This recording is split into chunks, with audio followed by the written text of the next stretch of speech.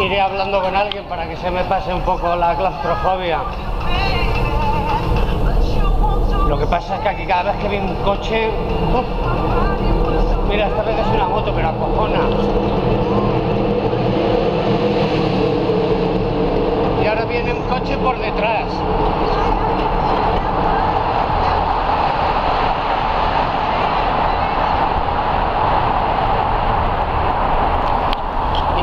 Impone la cosa aquí, dices tú. Casi 2 kilómetros de túnel. Este me da menos rollo, el otro es que ha sido entrar y... este sé que como me lo pasé la otra vez... ah, si me lo pasé, sí, pégame las luces. Una bici sin luces.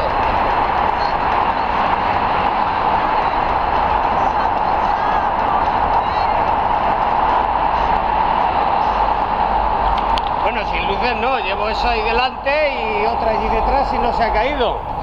Era la... si se ha caído es que ha sido la abuela,